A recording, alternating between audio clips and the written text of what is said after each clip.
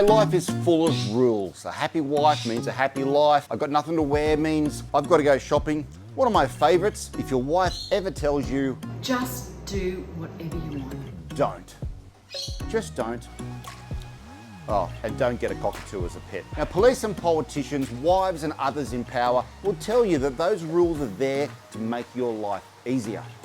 But when it comes to aquascaping, I do have my own set of rules that will make not only your aquascaping easier, it will give it more focus and more harmonious balance. That's right, I'm talking about my 3 C's of aquascaping. So I always have a concept when I'm starting a new aquarium.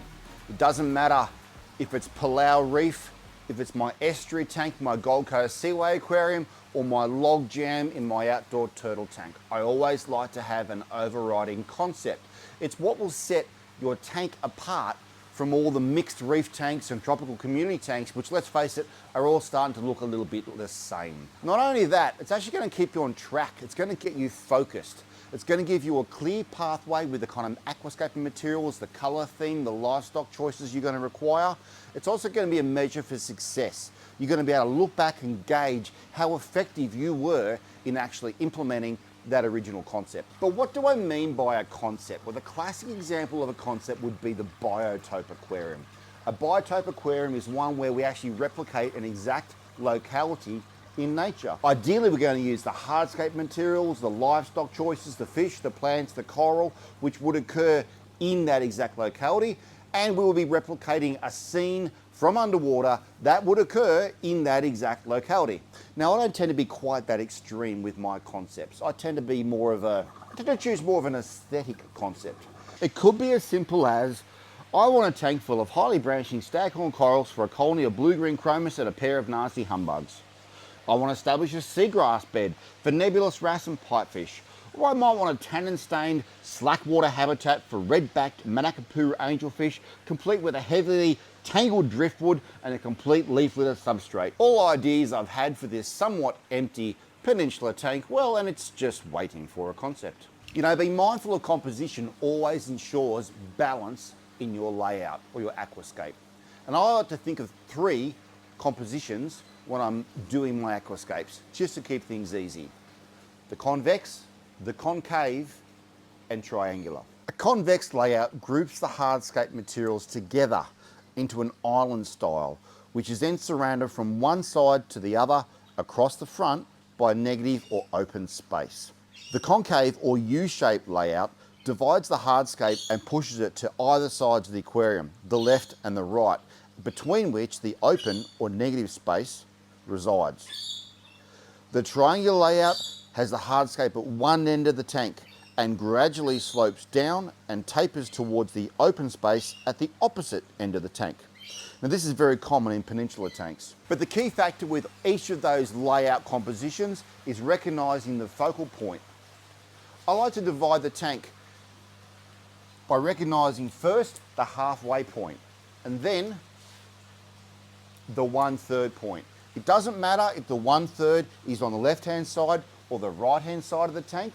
It just depends on what side you want your focal point to be, because the area between the 1/3 and 1/2 point, in other words, just off center, is the focal point. Now, this step is critical because with each of the 3 compositions or layouts, their focal point varies.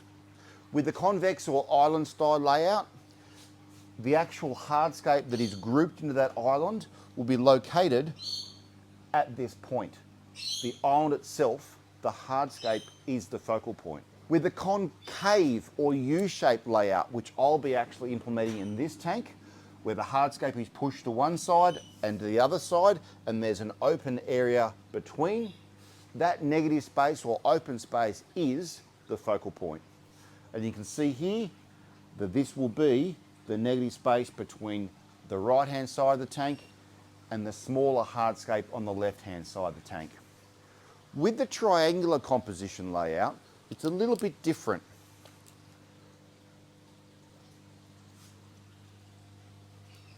The focal point of a triangular composition is the point at which the hardscape below the diagonal line is equal to the open space above the diagonal line.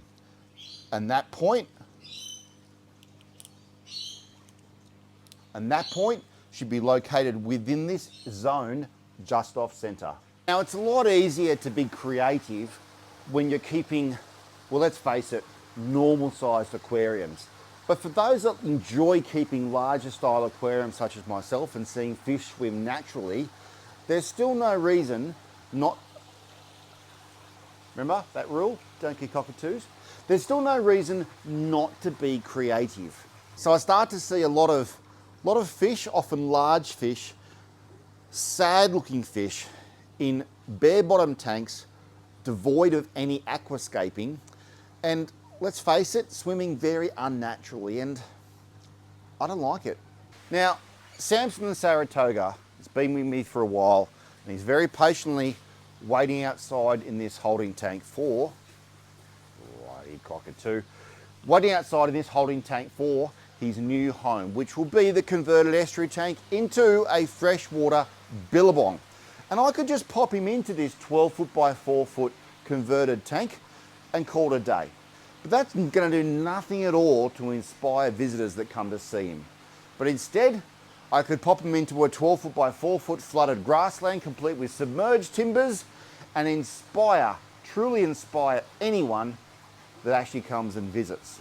And this is something that's really important for kids that come and visit, and inspiring that next generation of aquarists, because any parents out there know it's pretty hard these days to get the kids off their devices. And now it's time to truly get creative and aquascape my Gold Coast Seaway Aquarium.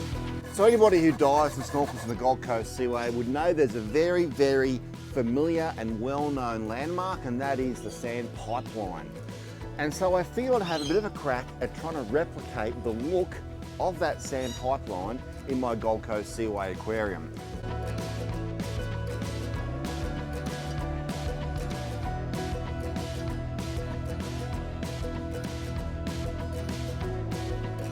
The rockwork has to look random because it's been thrown into the Gold Coast Seaway by 20-ton excavators. It's very different to normal aquascaping, where you would actually look for fissure lines and lines of movement in the rockwork, and to try and create that sweeping balance.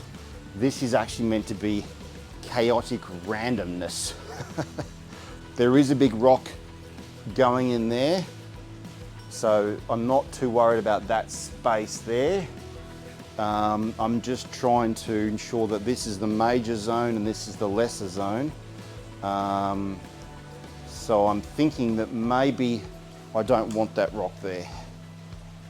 So the banks of the Gold Coast Seaway are actually made up of quarried rock, which has been sourced from over 20 quarries from northern New South Wales and up to Brisbane. And of course that quarried rock was actually over time being silted up by sand. It's very hard for me to replicate that in this aquarium without actually filling this entire rear area with beach sand. But of course that would mean I lose about 25 to 30% of the swimming room for the actual fish, and I don't really want to do that. So I'm trying to think of a way to give the effect that this rear area is filled with sand and it's sloping down to the main channel without taking up the space. So what I'm going to do is paint epoxy over the entire rear wall of the aquarium and then throw beach sand into it. So hopefully that'll give the effect of the substrate sweeping up the rear and replicate that whole bank, that 45-degree bank that is seen in the Gold Coast Seaway. So once again I'm using boat coat epoxy. It's just an easy epoxy to use. I can get it locally. It's a 2-part epoxy and marine epoxy. It's a 2-to-1 mix, so it's just easier that way, and it's a bit thicker as well. So for vertical situations such as this, it's just a bit easier to use. One of the things I'm finding when I throw the sand in is that beach sand's quite fine, so it sort of wets in pretty quickly and doesn't look like there's anything on there. So I'm finding I need to keep on throwing additional layers of sand in as the epoxy sort of wets the sand through, and then the next layer of sand that I fling in will actually stick to it. The sand pipe that pumps the sand from the southern side of the Gold Coast Seaway through to the northern side of the Gold Coast Seaway is covered in not only biofilms and macroalgae and tundra void, but obviously a lot of sand as well.